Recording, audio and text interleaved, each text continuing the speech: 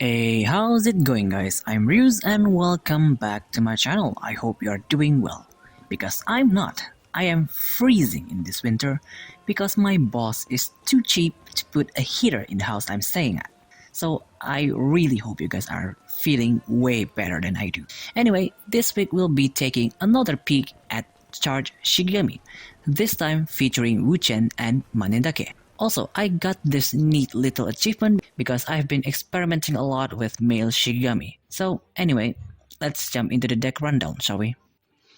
The main strategy of this deck is very similar to last week's Tarka G deck, but I think this build has more power and a bit more consistent because we only rely on one Link Shigami, and Mannendake Evolve will let us have a steady source of draw power. For the ratio of this deck, you can definitely make it much cheaper.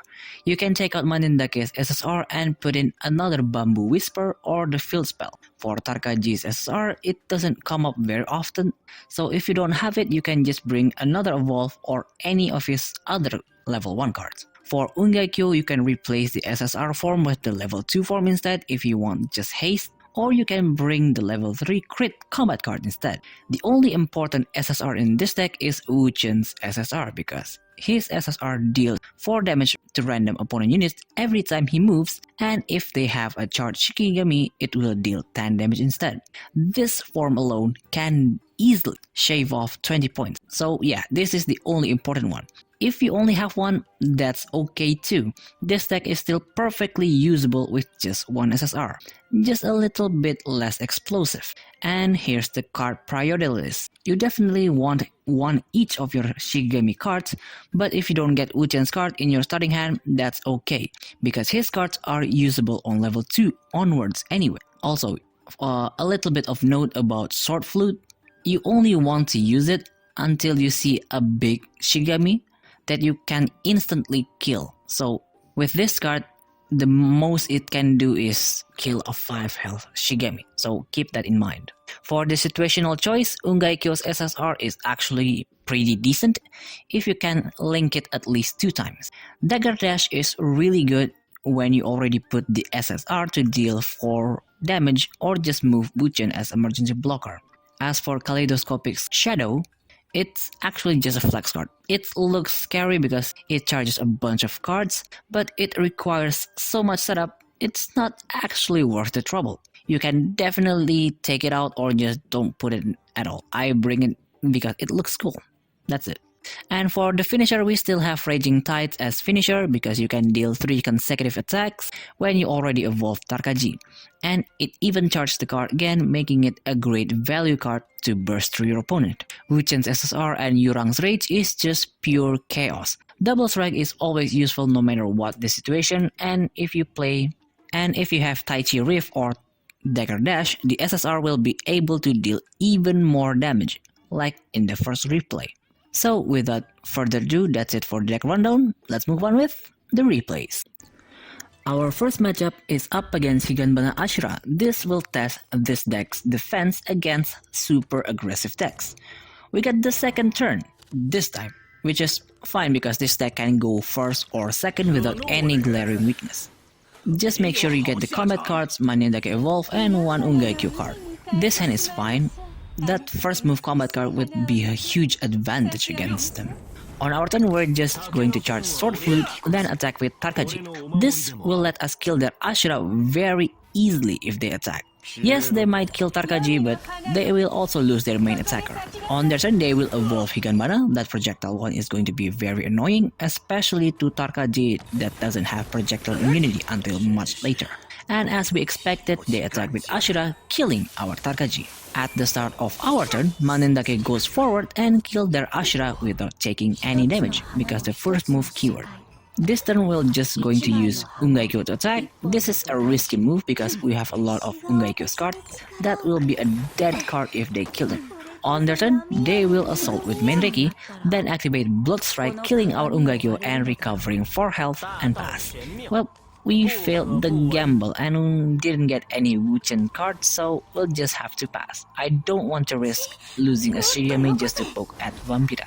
On their turn they will put Bloodlust on Vampira, then Assault dealing 4 damage and they recover another 4 health and pass. On our turn there might be a better move than this, but I think this move is quite good because if we put the form before attacking, yes, we get a charge and possibly kill Vampira if we activate Mannendake spell, but that also means easy target for the projectile, so I think this was the optimal move.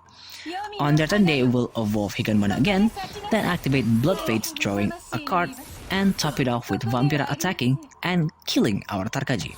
See, if we put the form before attacking, we would have to eat that 6 damage with no defense.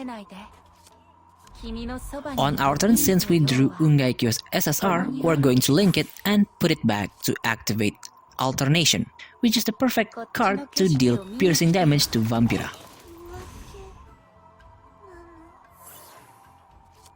Then we do the same with Evolve. Getting Hidden Sun would have been nice, but since we got the SSR, might as well activate it. And that main Reiki is looking suspicious, so I link Falling Shadow and Sniper and pass.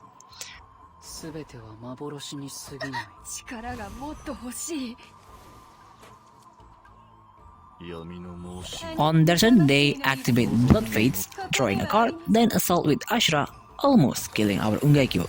And since they failed, they will pass. On our turn, we activate Hidden Sun to get rid of their Ashura.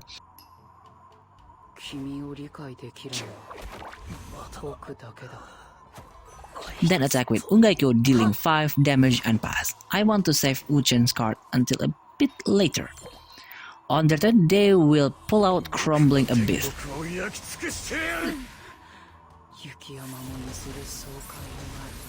And with that card alone, they managed to deal 9 damage. That is the reason Ashura was so scary back in the day. Then they deal another 6, so that's 15 damage just from one card and one assault. Well, I think we can finish it this turn. We put Spirit Blade form on WuChen, charge Yurang's Rage, the form will deal 4 damage to them, then we release it with Calm Breeze. And for some reason the replay was stuck like this, and no matter what I do, I can't fix it. But we did kill their Ashura. We move him back using Dagger Dash for free, that will deal another 4 damage, and we assault dealing another 4, and with that we win the game. Our second matchup is up against a great Luminary player using Juzu Charge with Kaoru. Now this is a completely different take to the Juzu Karasu build. This build is more defensive early but has a pretty strong burst late game. We got the first turn this time, our hand is looking pretty alright, at least we got 1 card of each Shigami. We don't want to start charging with Mannendake just yet, so we poke them with Ungaikyo and pass. On their turn, they will do the usual Holy Staff move with Juzu, and because their starter is Kaoru, it makes their Juzu even tankier, and they will pass. On our turn, we will charge Bamboo Whisper and just pass. We will just have to take their attacks next turn like a man. At the start of their turn, Juzu will attack, dealing 3 damage. This turn they will just do the exact same move as last turn and pass. It will be like this for a bit while.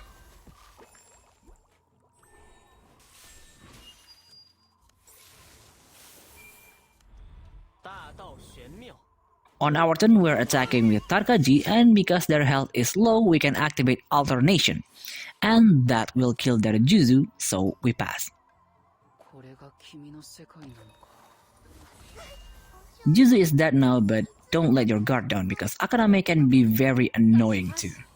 On their turn, they will immediately evolve Akaname and then activate Shower Now, targeting our Tarkaji. Yeah, that was a smart move. They figured out we level up next turn and we have Stone Form in hand, so they targeted Tarkaji. On our turn, we're linking Ungaikyo's Evolve, then activate Hidden Sun that will get rid of their shield, then we'll link Alternation and got another Hidden Sun, and because it linked with Alternation, it gains Piercing.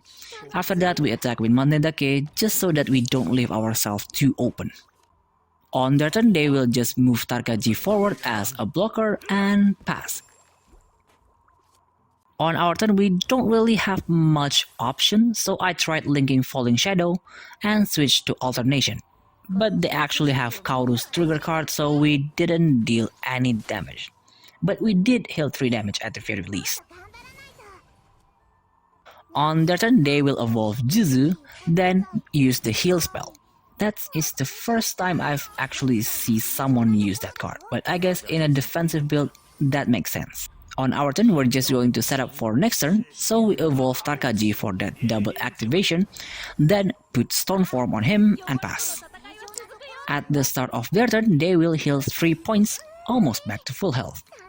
They will evolve Kaoru, activate Sparkling to give all units 1 shield, and because they have shield, they activate another Shower now that gains Fatal and kill our Tarkaji.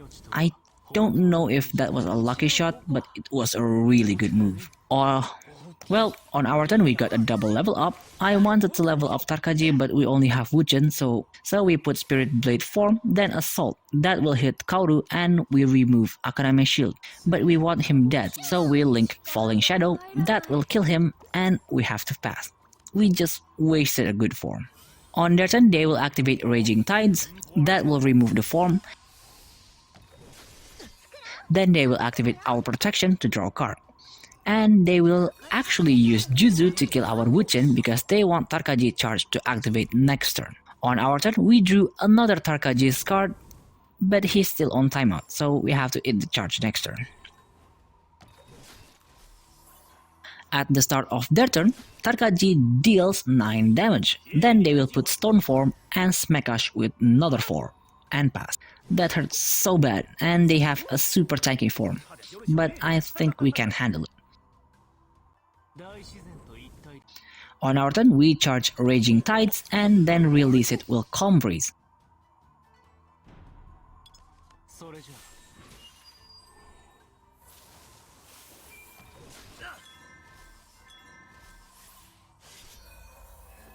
That will deal 8 damage from the charge release, 5 from the second effect, and another 5 from the evolve effect. And then we top it off with Stone Form, and that is why you bring at least one of Tarkaji's evolve. It is so damn powerful. On their turn, they will activate another Sparkling, drawing another card, then another Akaname evolve, and attacks our Tarkaji just so they have a blocker. But because they hit Tarkaji, we also charge and they will pass. On our turn, I made a pretty huge misplay. Well, not a misplay, more like misclick. After I evolved Mannendake, I should have activated Calm Breeze instead of charging it. I didn't want to activate Tarkaji's charge card just yet, because if we do, it will leave Tarkaji with low health. On their turn, they will charge Juzu's card, probably the heal spell again, then attack with Akaname and pass. At the start of our turn, Mannendake released Calm Breeze on Tarkaji. That will kill their Akaname, and we drew a bunch of cards.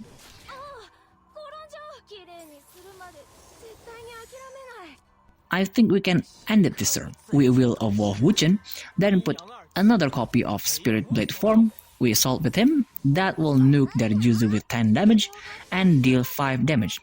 Since our combat card costs nothing, I will activate Ryurang's Rage. The charge effect will still activate because we evolve WuChen. And now that I think of it, the other combat card might be better because it will make him go back and kill their Kaoru. On their turn, they will evolve Juzu again, reviving her instantly, then put the SSR form. That will auto-attack, killing our WuChen. Good thing he has the form, so he didn't actually die.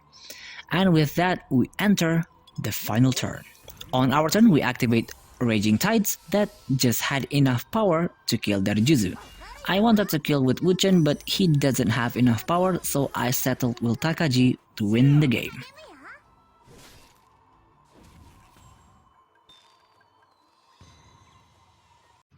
Well, that's all for today's video. I certainly hope you enjoyed it. Let me know down in the comments who should I do next, and if you want to support the channel, I have Patreon and Ko-Fi links down below. And as usual, if you have any kind of feedback, leave it down in the comments, and see you next video. Bye!